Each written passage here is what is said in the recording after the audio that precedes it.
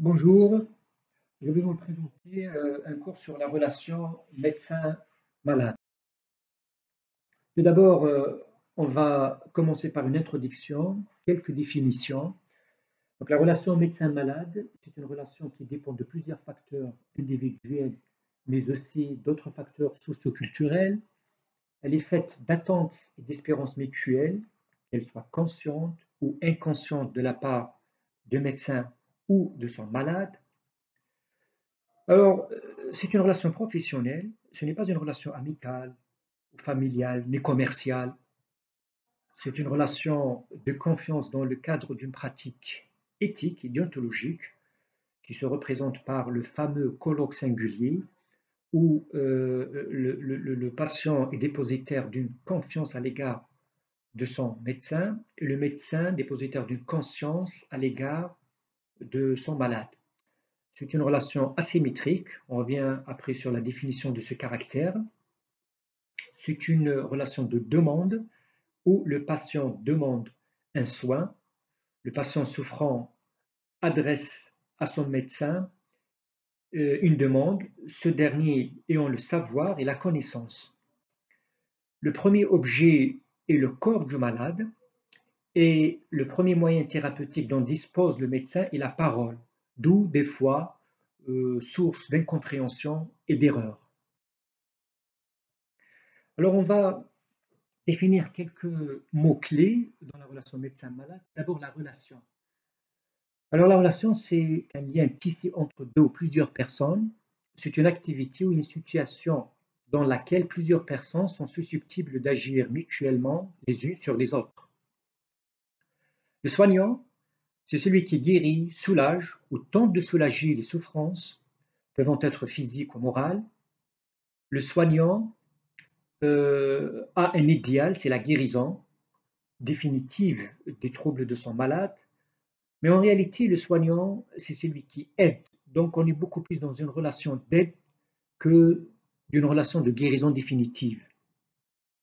Le soigné, c'est celui qui souffre, c'est-à-dire celui qui demande l'aide. Alors, le soignant, c'est celui qui sait. Le soigné ou le patient, c'est celui qui ressent. Mais le ressenti du soignant est très important. C'est en fonction de ça qu'il agit et réagit. Quelles sont les attentes du malade devant son médecin? Là aussi, ça dépendra de plusieurs paramètres, notamment la personnalité du malade.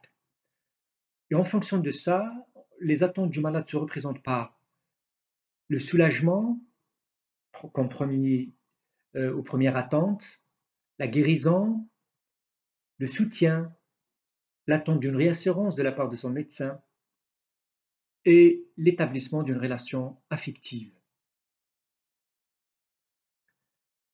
Quelques principes fondamentaux de la relation médecin-malade.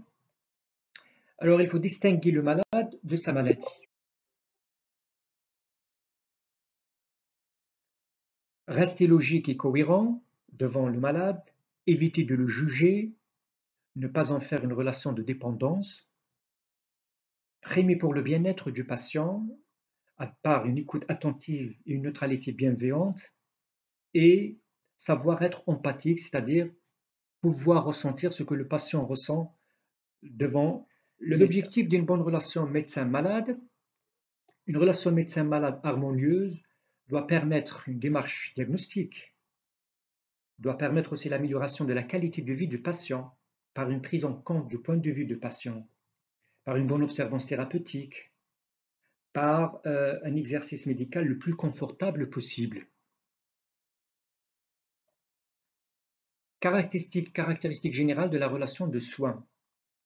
La relation de soins est une relation d'intégralité. C'est une relation d'attente et d'espérance mutuelle, le corps comme objet, mais passant par l'intermédiaire de la parole. Il y a deux concepts très importants dans la relation médecin-malade, c'est le concept de transfert et de contre-transfert, qu'il soit positif ou négatif. Je reviendrai sur quelques rappels psychanalytiques.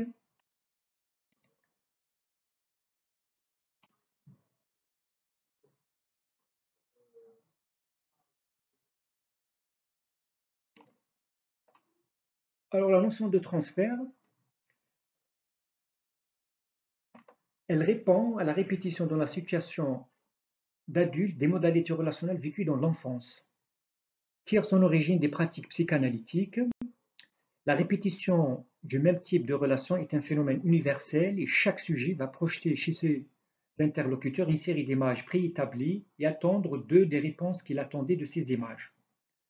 Alors, le transfert dans la pratique médicale, le malade vient avec une série d'images préétablies et il tend à transposer ses habitudes affectives dans ses relations avec son thérapeute. S'il retrouve chez son thérapeute quelques points communs avec ces images, celui-ci sera aussitôt investi sur un mode transférentiel. Alors, c'est quoi un transfert positif et c'est quoi un transfert négatif? Un transfert négatif, le malade retrouve dans le médecin des images considérées comme mauvaises, provoquant des attitudes de méfiance et d'antipathie, et les zones conflictuelles persistantes dans la relation auront un effet antithérapeutique. Il adoptera alors des attitudes habituelles en face de celle-ci. Le contre-transfert, par contre, ce sont les mouvements affectifs et l'influence du malade sur les sentiments inconscients du médecin. Le contre-transfert positif comme une relation médecin-malade de qualité permet une relation médecin-malade de qualité, le développement d'empathie et une action thérapeutique efficace. Le contre-transfert négatif induit une agressivité du soignant qui peut frustrer le malade et induire un échec de la relation. Ces contre-transferts absents suscitent une froideur du soignant qui nuit à la qualité de soins. Les concepts théoriques, les apports psychanalytiques. Il faut savoir que l'interaction malade-médecin entraîne émotions et sentiments qui influent leur relation. Le concept de transfert, ensemble des réactions affectives conscientes et inconscientes que le patient éprouve à l'égard de son médecin, il répond de désirs inconscients, de désirs insatisfaits, de modalités relationnelles vécues dans l'enfance qui vont s'accentuer et s'immiscer dans le rapport qui s'établit avec le médecin.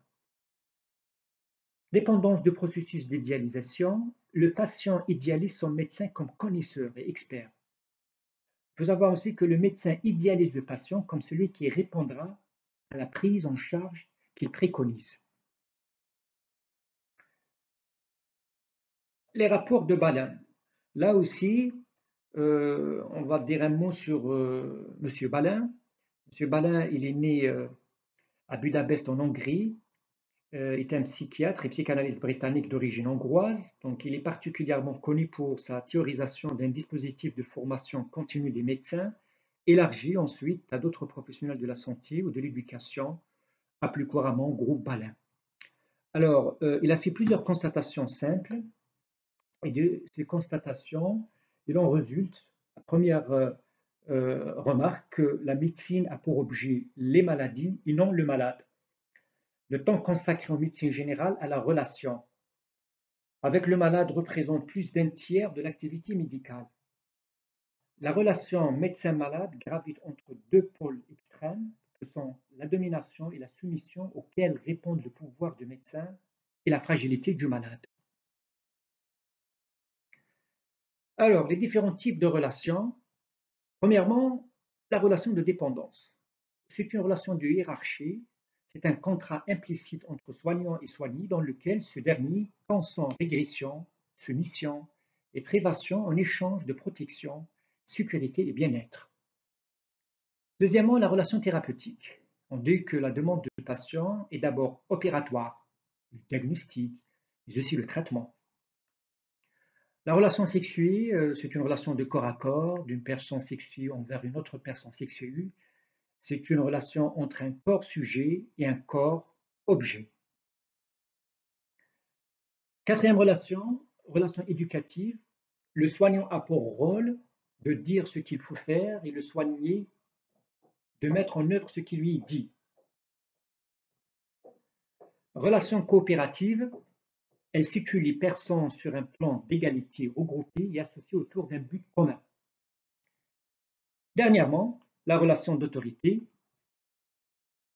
c'est la capacité d'une personne occupant une position hiérarchique ou possédant une compétence reconnue d'obtenir de la part de ses collaborateurs et de ses subordonnés une obéissance aux ordres sans avoir à utiliser de violence. C'est une relation de pouvoir et d'influence. Alors, pour conclure, je vais dire que la relation médecin-malade est le temps clé dans tout projet thérapeutique. Le bon déroulement d'un protocole thérapeutique est basé sur une relation médecin-malade de qualité. Je vous remercie pour votre écoute et je reste attentive à vos questions.